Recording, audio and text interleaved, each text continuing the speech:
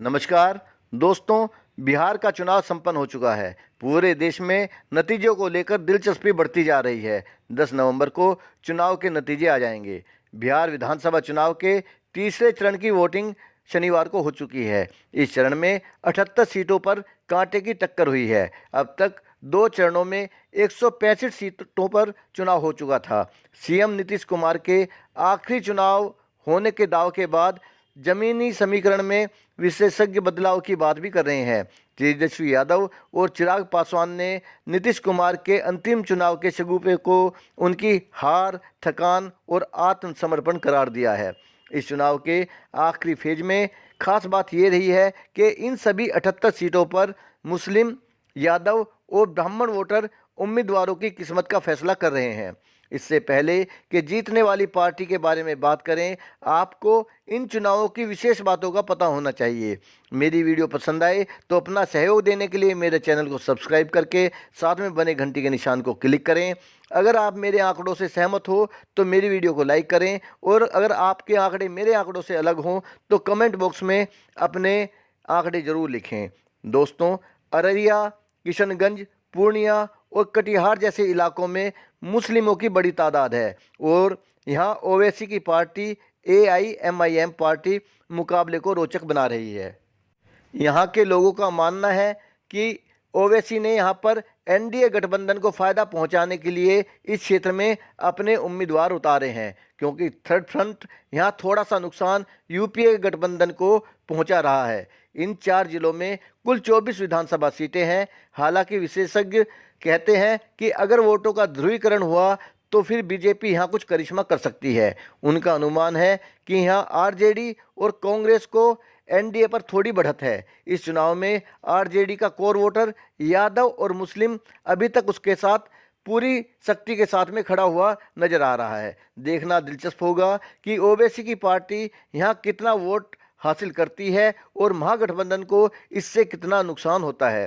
LJP ने BJP, JDU और महागठबंधन के बागी उम्मीदवारों को उतारकर यहाँ दोनों गठबंधनों के लिए टेंशन पैदा कर दी है। यहाँ पर यह बताना जरूरी है कि कोसी नदी का प्रकोप झेलने वाले सहरसा, सुपौल और मधेपुरा में यादव मतदाता हार जीत का फैसला करते हैं। यादव और मुस्लिम RJD के साथ खड़े हुए दिख रहे हैं। रही बात BJP की, तो यहाँ पार्टी अभी तक कुछ खास करिश्मा कर नहीं पाई है। इन 3 जिलों में 13 सीटों पर जन अधिकार पार्टी के चीफ पप्पू यादव के आने से मुकाबला रोचक बना हुआ है। पप्पू यादव का कोसी क्षेत्र में प्रभाव माना जाता है। 2015 के चुनाव में RJD ने यहाँ पर 4 सीटें जीती थी, जबकि JDU को 8 और भाजपा को महज 1 सीट पर संतोष करना पड़ा था।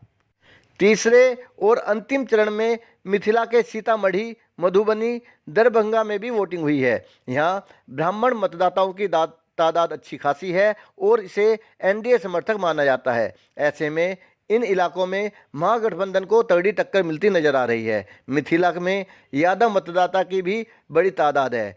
यहाँ RJD और JDU में सीधा मुकाबला है। तीसरे दौर की वोटिंग में कई सीटों पर अति पिछड़े मतदाताओं की बड़ी तादाद है, और CM नीतीश कुमार ने प्रचार के दौरान उन्हें लुभाने के लिए कई दांव चले थे। पिछले चुनाव में अति पिछड़ों ने JDU का पूरा साथ दिया था, लेकिन इस चुनाव में अति पिछड़ा वर्ग तेजस्वी की तरफ झुकता नजर आ रहा है। इसके अलावा विकासशील इंसाफ पार्टी मतलब VIP के कारण NDA को मल्लाहों का पूरा समर्थन मिलता नजर आ रहा है, और यहाँ पर भाजपा गठबंधन मजबूत स्थिति में है। इन सारे समीकरणों को देखते हुए जो परिणाम नजर आते हैं, इनसे स्पष्ट हो रहा है कि पहले चरण में UPA गठबंधन आगे निकल गया है, लेकिन दूसरे चरण में दोनों की कांटे की टक्कर चल रही है। यह दूसरे चरण में कांटे की टक्कर होना भाजपा गठबंधन के लिए खतरनाक है, क्योंकि ये भाजपा गठबंधन का पुराना गढ़ रहा है। पिछले चुनाव में भी यहाँ से भाजपा गठबंधन को भारी बढ़त मिली थी, और तीसरे चरण में भी महागठबंधन आगे निकल रहा है।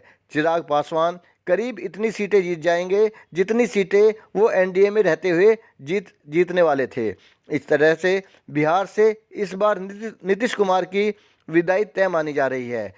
राजद के तेजस्वी यादव बिहार के भावी मुख्यमंत्री हो सकते हैं। दोस्तों, ये अब तक की खबर थी। मेरे साथ आगे बने रहने के लिए मेरे चैनल को सब्सक्राइब करना ना भूलें। वीडियो देखने के लिए धन्यवाद। जय हिंद।